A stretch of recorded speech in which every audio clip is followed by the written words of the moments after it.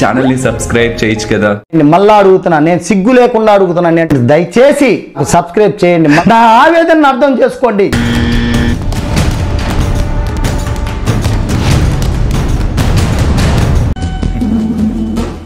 వీడు ఒలింపిక్స్కి వెళ్ళి ఉంటే ఇండియా గోల్డ్ మెడల్ వచ్చిండేదయ్యా.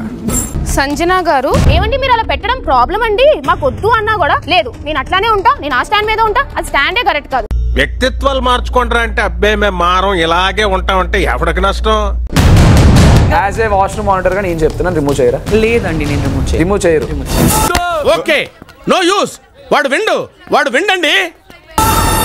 తనుజ గారు ఫస్ట్ డే వచ్చిన దగ్గర నుంచి కూడా ఒక కమెంట్ వేయడం మొదలు పెట్టారు.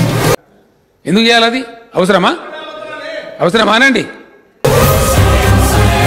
ఈ కమెంట్సే ఇది ఇలాంటి ఫస్ట్ డే నుంచి కూడా జరుగుతున్నాయి మీ దగ్గర నుంచి. Sorry very sorry. Most responsible attitude అంటారు దీన్ని. నేను ఏమనుకోవద్దు దయచేసి. మనుషులో చూడట్లేదు అంటున్నారు, అది వెరీ రాంగ్ థింగ్.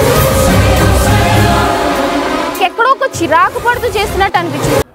ఇక నేను ఎల్లమ్మని ఎంచక్కర్లేదు, పొల్లమ్మని పొంచక్కర్లేదు, అందరూ దొంగలే. ఒకరు వచ్చి ఒక్కసారి ఒకటి చెప్తారు, ఇంకొకరు వచ్చేసి ఇంకొకసారి చెప్తారు. మేము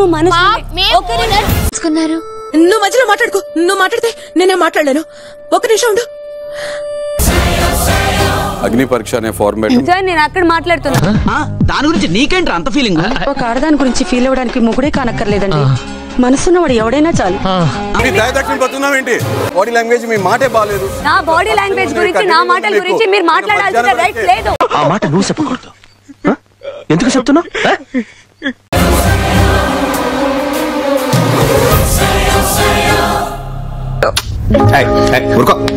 నేనున్నా కదా, నేను చచ్చినా నేనున్నా కదా. వాళ్ళు నామినేషన్ చేసినందుకు నాకు హర్ట్ లేదు. ఒక ఆడపిల్లకి బిహేవియర్ గురించి మాట్లాడితే ఒక మనిషి అది ఎట్లా పోట్రే అవుతుంది బయటకి? నీచులు ఎప్పుడు నీచంగానే మాట్లాడతారు రావు గారు, మీకు తెలియదే ఉంది. మీరు కానీ మీరు చూడటం కాదండి, మీరు చెయ్యాలంతే.